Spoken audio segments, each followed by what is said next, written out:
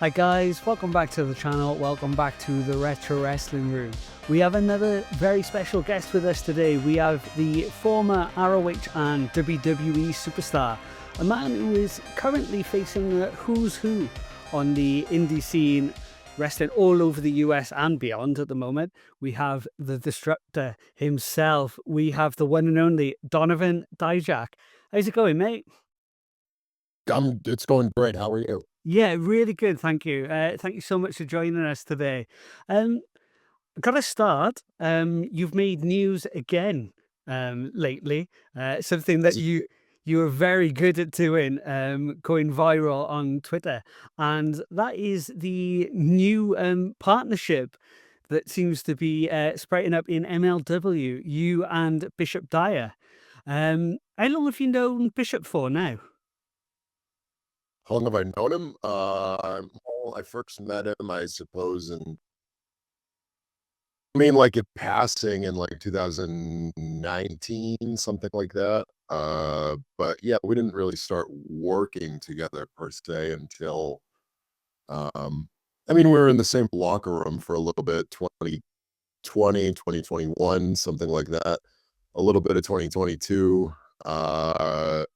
But then 2023 was when he came down to NXT, and that's when we, started to have matches and things together like that. So yeah, that's probably I'm gonna go ahead and kick my dog out of this room. This is big. They can't decide whether they want to be in here or outside. That's all right, no problem. No, me and my wife have got a cat, and I think every single podcast I've ever done, he seems to walk on me as the podcast is going. It's just something that always happens. Usually he's pretty good, but I made a rookie mistake and I left the window open, so Very the good, yeah. plurals and it just I know better, and I it's not on me. So with this new team up with Bishop, is it likely something that could travel, or is it something that you think is going to stay exclusively within MLW? So that's a good question. I I'm curious to kind of see what the direction of it is myself. Hmm. Um, I'm not entirely certain how much he's going to be around in MLW. I don't know if he has a per appearance, or if he has a bunch of dates locked in or anything like that. We didn't really discuss it. All I know is that there's, the storyline now includes both he and myself. There haven't been any talks or mentions of a tag team to me specifically, but it's certainly something that I would be interested to explore and to see how the dynamic works. If it's made available.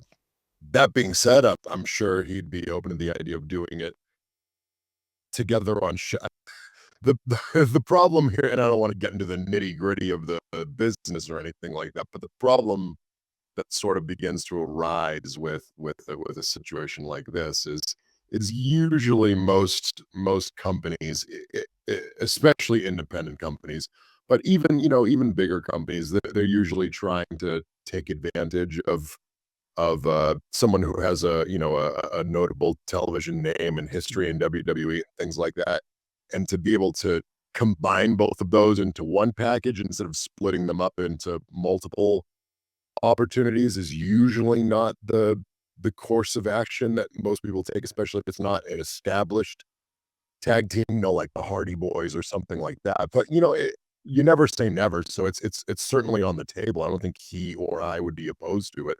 Um, I just wouldn't consider it like a very likely scenario in terms of the people, but MLW for sure, you could definitely see that popping up in the future. It just depends on the situation, I think. Looking back at different interviews that you've done over the years, I noticed that in your eyes, you started wrestling training a little bit later than a lot of the people that you were seeing around you. I mean, when you thought back to people say like DDP, it was like this weird anomaly who started so late. Um, what was it like going into those locker rooms and wrestling training when you were seeing people that were like that a little bit younger than you when you first started? I mean, it's much more noticeable now, um, especially on the independent scene. Less so in WWE. You look at the WWE roster, and I'm kind of like on the middle, younger side of things. I was just taking a look at the WrestleMania card today, and almost every match has someone either my age or older than me on it. So yeah, in terms of that, that the business has sort of trended in that direction way more than it used to be because like you've heard in other interviews, when I started in 2012, I was like, "Oh, I'm 25." That's on the later side of things. Uh, and again, comparing yourself to the WrestleMania card is it's a bit of a stretch, but at the same time, the youngest person on the WrestleMania card is Tiffany Stratton at 25. So that's how old I was when I started wrestling training. So in that aspect, I would have been the youngest person in that specific company. But but now that I'm on the independent scene, yeah, it's just littered with 18-year-olds and 19-year-olds and 20-year-olds. So in that aspect, yeah, I tend to be on the older side of the locker room. I really didn't first see a tangible difference until I jumped from Monday Night Raw into NXT, which was on the back Mm, end of its sort of like 2.0 revamp. Um, because in the Raw locker room, I was on the younger side of things. If you looked around the Raw locker room when I started in 2020, I was 33, 34 years old, and that was pretty young for that locker room. And then, by the time I was done, I was 35 or 36. So then I was still, trending on the younger side, but then all of a sudden it was like boom, overnight I went to NXT and it was like, nope, now you're the oldest guy in the locker room. Uh or top 3 oldest guys in the locker room. So it was funny because it's like same company, but just different locker room, and yeah, I kind of had to switch caps real quick into sort of, I don't want to say leader, right? I don't want to say I was the locker room leader, but sort of like I took a mentor mm, role, certainly, certainly giving more advice and feedback than I was in the Raw locker room. Like nobody, right.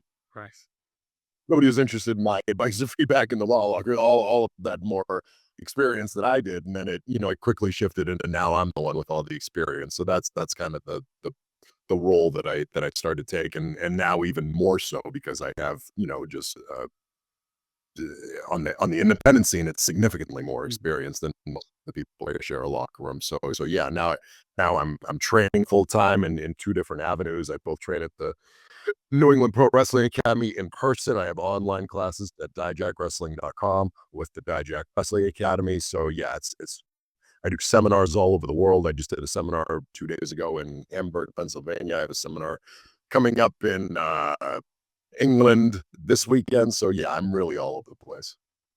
One of the people who you had one of your very first matches with, I'm not quite sure how soon it was into your wrestling career, was Anthony Green. And you've stayed quite good friends with him over the years. You've been at a lot of different companies with him. And one of your favorite matches since you've left the WWE was that match with Anthony Green at Beyond Wrestling. Um, Was with say that first match that you had with him all those years ago, were there many similarities to this match here? And what was it about this match that really stood out to you to become one of your favorite matches? um so yeah, AG is one of if not my best friend in all of professional wrestling. He's I genuinely believe in my heart of hearts, and I have a pretty good eye for talent. If you look back, anyone who's ever kept track of the people I recommend, the people that I sort of make a big deal about and things like that. It's I'm usually pretty spot on in terms of predicting talent. I've watched a ton of professional wrestling, and yes, AG is one of my best friends, and yes, I've known him for a long time. But I'm very very uh, critical when it comes to professional wrestling, and I wouldn't just say things just for the sake of saying things. I've got plenty of good friends in professional wrestling that I don't say this about. But in terms of Anthony Green, he is one of the best professional wrestlers on this planet. I would say easily top 50 in the world. Um, and people don't think of it that way, right? It's hard to think of someone who's not world champion of the world of being, but the reality of pro wrestling is that championships are just they're a prop that someone gave to you. They're not actually an indicator of how actually skilled in ring you are. Mm. But in terms of in ring professional wrestling exclusively, I would put Anthony Green in the top 50 in the world right now, because I think he's that good. And I watch endless amounts of professional wrestling, and I genuinely believe that he's that good. Hopefully that there's a company out there that recognizes that and acknowledges that and gives him the spot and the spotlight that he deserves. But yeah, he works incredibly hard. He and I talk constantly. We send each other matches constantly to help break down with critical eyes. He helps me train at the New England Pro Wrestling Academy. He's just incredibly gifted, and he works outstandingly hard at this. Um, so yeah, that match specifically, it's kind of a double-edged sword because like I asked for that match and I was, it's Beyond Wrestling, which is, one of my home promotions. So I had the great fortune of being in a position where I can sort of request opponents and things like that. And then he's wrestled at Beyond before. So it was a match we were able to do, especially since he lives in New England, things like that. And it was also at a venue that I was very familiar with, Fet Music, where we used to run all the time and we used to sell the place out constantly. But this was the return after a number of years. So we're just kind of trying to rebuild the territory and stuff. So on the one hand, it's one of my favorite matches of all time. On the other hand, it, it's the kind of match that deserved to be in front of 15,000 people, and instead it was in front of about 150 people. So if you watch it back, it doesn't have the ooh and the ah and the glitz and the glamour of these huge pops and these huge reactions because it's just a bunch of people standing around the ring. But if you can like sort of picture it in a big arena, in my opinion, that's one of the best matches of all time, right? Certainly in my career, it's one of the best matches in my career. And it's pro wrestling is very situational, right? You can if you do Hulk Hogan versus The Rock in front of 20 people in a bar, it probably doesn't have the same effect as Exactly. 80 look on a sky dome, right? So it's all situational. But yeah, it's one of my favorite matches of all time. That springboard cutter spot we did is something that I've never seen before. No. And it's just kind of again, it's bittersweet because you watch it, you're like, oh, that's so cool. And then you watch it with the volume up, and it's like, how loud can 60 people Right. actually Okay. Yeah. like, oh, awesome. I was like, it's like, oh, man, this deserves to be in front of a bigger crowd. I have very little doubt in my sort of mind that that match will happen again on a bigger stage. And when it does, we'll be able to kind of see what I'm talking about, hopefully. He's definitely one of the most underrated wrestlers, I think, around at the moment. I know he's doing well on the US Indies and he's been in Pro Wrestling Noah as well, but yeah, he's just so underrated. It's unbelievable. So, You got signed to Ring of Honor really early in your career as well. I think you'd only been wrestling for 2 to 3 years by that point. It seemed uh, really early on. Um, what are your memories from when you first started in Ring of Honor? yeah. So I started training in October of 2012, and I was working for Ring of Honor. The I did Future of Honor early in or middle of 2014, and then the Top Prospect tournament started at the end of 2014. So I was technically signed at the beginning of 2015. I think like end of January, early February. So I guess like timeline wise, yeah, it was less than 2 years of being like active on shows in front of crowds, which is kind of warp speed when you think about it. I mean, maybe not so much today. Back then, it was warp speed. Now people get signed 1 year into their career. Let's like a very just because there's so many places, right? You have so many options. If you go into TNA, AEW, Ring of Honor, WWE, NXT, Evolve, WWE ID. There's a million places where you can say I'm signed with this place. Um, so MLW as well. So yeah, at that point anyway, I felt like I was trending really well in a good direction. The opportunities that I got, especially to improve in ring at Ring of Honor, were tremendously helpful for the advancement of my career. You know, I look back at that and some of the people that I was able to work again so early in my development. I mean, that's the kind of stuff that helps mold you as a professional wrestler. So yeah, I look back at those matches with, Jay Lethal, Michael Elgin, AJ Styles, the Young Bucks, the list goes on and on. You know, I was even able to wrestle like Joe Hendry, for example, before a lot of people knew who Joe Hendry was in Ring of Honor. So yeah, there's just a massive list. I was able to work with the Motor City Machine Guns, Jay White, Evil before he was evil. There's just a big list. I mean, that's kind of my MO in a lot of senses. In every sort of level that I've worked at in my pro wrestling career, is I sort of become the guy who can and does get booked against like the whole roster, like Yeah. from beginning to end. There's very few people, like, if you look at my time in NXT, I've wrestled pretty much everyone who was there. Yeah. My time on Monday Night Raw, with the exception of, like, the top of the card, which, Mm. is kind of a bummer, but just the way that WWE is structured, right? On Monday Night Raw, they don't just dish out, like, singles matches with, Roman Reigns and Randy Orton like there can be. But in terms of, like, most of the rest of the roster, I was able to wrestle a big, chunk of everyone who was on there. So it's kind of cool in that sense, that I have just this massive list of people that I've wrestled throughout my career. But I've learned and I've grown in every experience and opportunity that I've had, and that there's no difference in Ring of Honor. I was able to have a wonderful opportunity there. Well, not even just the wrestlers. You got to work under I think, two of the best managers. Maybe they were very underrated at the time. One of them's getting a lot of recognition now, and that was Truth Martini and Prince Nana. What was it like Yes. working with those, and what were some of the similarities and differences between those two? Well, they're both very knowledgeable. They're both Mm. incredibly knowledgeable. Truth Martini, yeah, I mean, he's still, I don't know if he owns it anymore. I think there might have been a switch of ownership, but he's still a trainer at what I would consider the best training school in the Detroit area. And Detroit's a hotbed for professional wrestling. So a lot of those people have come out of his school.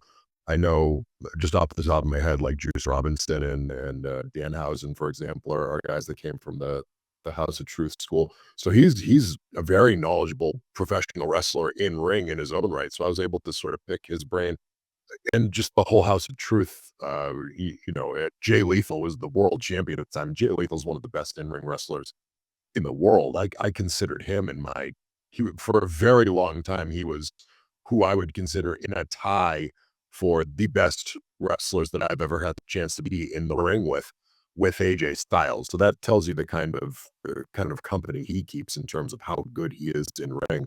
Um, and I keep mentioning ring, because pro wrestling is this big, Of course. big bubble of things, right? Someone can be good at one part of it and great at another part of it. And for me, the only thing that like the only metric that I sort of consider is in ring.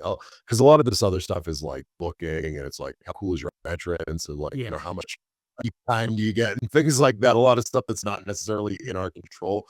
One thing that is for sure 100% under our control as talent is how we perform in the ring and what we decide to do in the ring. Um, 99% of the time. Sometimes a booker will tell us like what a finish is or something like that. But for the most part, we get to sort of call and construct our own matches, even if it's with the help of a producer or something like that. But yeah, no, the experience with both of them is tremendous. I was only with not I think it was a shorter amount of Yeah. time. Yeah, a very influential amount of time. He again a tremendous professional wrestler in his own right. Yeah, the experience with the managers was a wonderful learning experience, especially for me so early in my career. One of the matches that was probably, I think, is what you're most well known for prior to WWE was the match with Keith Lee at PWG. It got such a big buzz because Dave Meltzer had given it 5 stars, and it seemed to do the rounds. What were some of your memories on that match? Like, going into the match, when you were planning backstage and the actual execution in the match, did you feel like, "Yeah, this is really special?" So, um, so Keith and I had wrestled a lot on the independent scene. The first time he and I ever wrestled was at the company we were just talking about, Beyond Mm, Wrestling. Um, the promoter there, Drew, who's the same promoter who's there now. I actually just texted him a couple hours ago because we talk all the time. So oh my god, that so like I wanted to over rotate and land on my back, but instead my knee caught and it looked like it tore out my ACL. I didn't even realize how nasty that looked until I watched it back. Um, yeah, I mean, this match, we're watching it right now, and this match is obviously, ridiculous, and it's done right. What happened was we had wrestled so many times, and we knew each other so well, and we also knew that this was my last match before I was going yeah. to NXT. So, so basically what it became, since we were such good friends and we knew each other so well, was, he and I got together in the hotel room the night before and we said, okay, we know we can do this. We know we can do this. We know we can do this. Let's spice this up. Let's spice this up. Let's spice this up. And then we just came up with this whole structure. Um, and it was just gratuitous, right? Just gratuitous. I don't even know what you would call it. Just overdoing everything we could possibly do Right. because we knew what that was. And this is an example I talk to a lot of people about, right? Because you're not always going to do what you personally like or what someone else likes, right? Wrestling is subjective. What you need to understand is that pro wrestlers should be wrestling for their audience, and you need to figure out who that audience is, right? When I was on Monday Night Raw, I was wrestling for my audience, and my audience was Vince McMahon, and that's it. He didn't care how the crowd reacted. He didn't care how the other wrestlers felt. He only cared about one, his mindset, and that was it. And that's what we needed to figure out and try to cater towards that, right? So you need to figure out who your audience is and then wrestle for them, right? Sometimes that's the television audience, sometimes that's the audience in person. In PWG in Reseda, it's I'd seen enough PWG matches. I knew that there's a lot of regulars in that crowd. I knew that Dave is going to be in that crowd. I know all that, right? I'm someone who studies this stuff and know. So I'm aware of what those people have seen before and what they're familiar with and what kinds of things they're going to enjoy and react to. And so I just turned the volume up on all of it. And we just, by the end of the match, they came unglued and they're all out of their seats and stuff. Um, if I watch that match back, is that like my personal preference? Is that my cup of tea? Not really. There's Mm, parts of it that are, I'm more of like a I like things that seem like real and violent, and there's a lot of like intricate sort of in-depth storytelling. Like me and Ilya Dragunov from Battleground in the Last Man Standing match from NXT. That's much more my sort of style and my cup of right. tea. Like that's much I would watch back and enjoy just as a fan. But I'm able to put on lots of different caps. Okay, I like that sometimes I enjoy this about, spotty sort of, strong style matches. And sometimes I like this out of hard hitting, grinding weapons type stuff. It's pro wrestling is there's a lot of different stuff, right? I watch a lot more comedy now than I used to because some of my best friends are MXM on AEW, so I watch a lot of that stuff, and they have brilliant sort of comedy spots and things like that. I enjoyed that as well. Is comedy like my favorite thing in professional wrestling? No, it's not, but I can put on that cap and enjoy it and say, "This is what I like about it. This is what I don't like about it," things like that. And then that caters to their audience at that point, and it can cater to different audiences and things like that. So that's the subjectiveness of professional wrestling. And I think that's a big piece of it that a lot of not just wrestlers, but like fans and critics and things like that, they miss. They say, "Oh, this is good and this is bad," and that's it. There's no in between. There's a lot of in between. huge gray area in professional wrestling where you might not like something that somebody else does. And I think that's worth recognizing, especially when the age difference is so dramatic, right? Like Yeah. there's old people who watch professional wrestling, there's little kids who watch professional wrestling, and they like dramatically different things, and that's okay, right? We can serve both of those demographics just as much as we serve the loud ass people on Twitter who are 30 to 35 years old, right? It's everyone can have a little something and we can all enjoy the product. That is a thing we can do. When you got assigned to the WWE, you can kind of put it into three different sections. We obviously had the original NXT run, then when you were called up the first time to Raw with Retribution, and then the second time you were in NXT. What was your I think I know the answer, but what is your favorite part of your WWE journey? I'm curious to hear what you think my favorite part was. Now, I would have thought it was the last part because for me, you really seemed to be that to me, that seemed like it was more you. It seemed like you were really and you were catching fire at that time to me. It really felt like you were kind of getting more and more comfortable because you'd been this T-bar character that wasn't really you. You were becoming Dijak again, and it seemed to be because it came as such a surprise to me when the contract wasn't renewed. It really felt like you were hitting your stride at that time. Thank you. Yeah, no, you're correct. Mm. I thought maybe you would say my time in black and gold because people look so fondly Mm, at that time in my career, and that's what I hear a lot from people. But mm. I'm starting to learn that a lot of what I hear from people is just sort of like this, um, I I don't know what I'd call it, but you know how like in sports there's a recency bias? Yes, In pro wrestling, there's a whatever the opposite of recency bias. There's a stat 100%. where the older something gets, the more fondly people remember it. So, like, Mm, people come to me talking, "Oh, I grew up watching you in NXT. I loved your matches with Keith Lee." And now I'm even getting more of that with, like, as we get further and further from it, I'm getting some nostalgia bias for, like, "Oh, I loved watching you in Retribution. I grew up watching you in Retribution. I love T-Bar," right? And a lot of what I think miss out on, the I think in like 4 to 5 years, I'm gonna get a lot more people coming to me to be like, "Oh my god, you're running as Dijak on NXT with, Wesley and Ilya Dragunov," mm. because to me, I felt like that was my best work, right? That was a character I sort of, molded and presented, and we were able to work collaboratively to present the backstory and the vignettes and things like that, combined with all the countless opportunities I got in ring with incredible you know, opponents like I mentioned, Wesley, Ilya Dragunov, Oba Femi, Josh Briggs.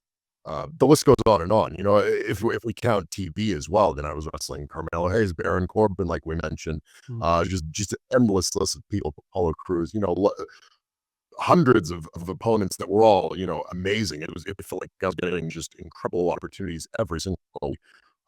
So yeah, I look back at that time very, very fondly. I think that that was a huge, huge progression in my career. I genuinely feel like that was my best work in ring. I think I'm still like, I mean, we're talking about 2023, 2024, so I'm still there, right? I'm still at the peak of my career right now. Obviously, it's a little less uh, visual because when you got a bunch of people watching a WWE premium live event, right? There's 16,000 people in the arena and then a million people watching at home or whatever. So like a lot more people see it. But that being said, my matches with Anthony Green that I'm having, I had a match last weekend. That's I'm at the peak of my career right now, and I strongly, genuinely believe that I am right now the best I've ever been in my career, and I'm very proud of that. I hope to maintain and sustain that for as long as I possibly can, and that's my goal, really. Lastly, before we let you go, because I know you're extremely busy, and I know we've glossed over your WWE career, but I have to ask, you have done quite a few matches in the UK and especially for RevPro. Yeah. I put a compilation here, some of the matches here. Um, What is it about the British crowds that is so different for you? And you seem to have so many brilliant matches once you come to RevPro. Yeah, I mean, I'm coming back in 2 weeks, I think, for, I don't know if I'm pronouncing this right. Is it Doncaster? Is that right? Doncaster Dome? Yeah, versus, I think, Ricky Knight Jr., so, yeah, that'll be first time matchup, and that's amazing. Oh, me and Josh Bodom, I forgot about that series. Yeah, you're switching back your flip-flopping, like, 8 years ago and, like, last year or last week. Yeah, no, yeah, it's, oh, shit, Eddie Dennis, too. Yeah, so, RevPro's been amazing for me. Always spectacular. I get tremendous opponents constantly, all the time. It's the crowd specifically is always very, very hot.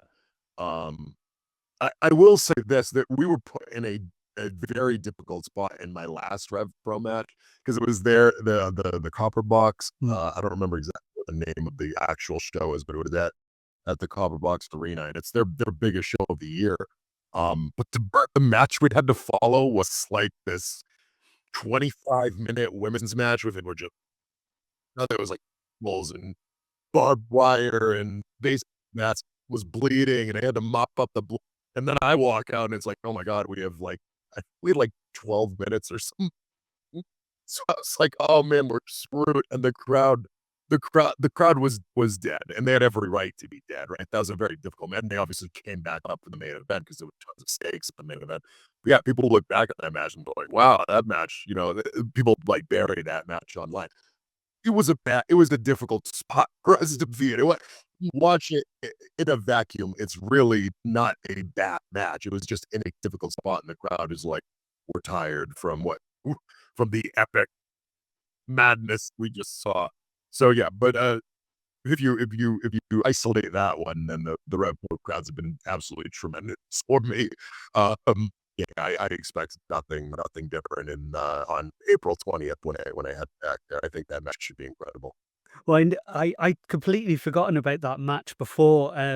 It wasn't until I was watching it yesterday, and I think even when you were making your entrance, there's still people sweeping the ring. Yeah. Yeah. When new, I'm not, like, landing annual. Those girls just went above and beyond, and they knocked it way out of the park, and that's just pro wrestling. Sometimes that puts you in kind of a difficult position. It's our job to, uh, work in difficult positions sometimes, so that's kinda how I view that match. Thank you so much for coming on today. Please shout out any dates that you've got coming up, anything that you want to plug before we say goodbye. Yeah, I mean, the one that comes to mind is the RevPro one we were just talking about on April 20th, so come on out to see that. I think maybe Mercedes is on the show in the main event, right? If I'm not mistaken. So that should be a big one. Other than that, I have no idea. I know I'm all over. That's this weekend, right? Today's the 14th. Yeah, so coming weekend. I think before that, I'm in Preston City for Preston City Wrestling. I got a seminar there.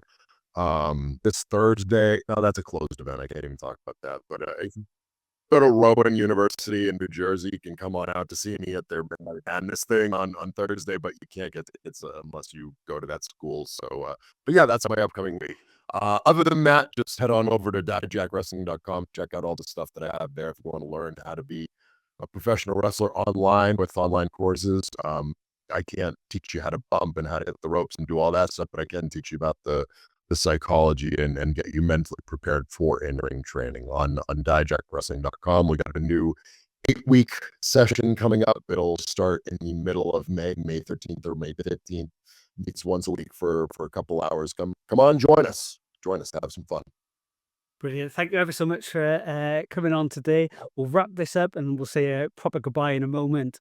There you go, guys. That is another interview in the bag. I think you'll find that that was another great interview to add to the channel. I'll put all the links down below to all the upcoming dates and where you can find Donovan Dijak online as well. As always, guys, we will see you soon. Take care of each other. Bye, guys.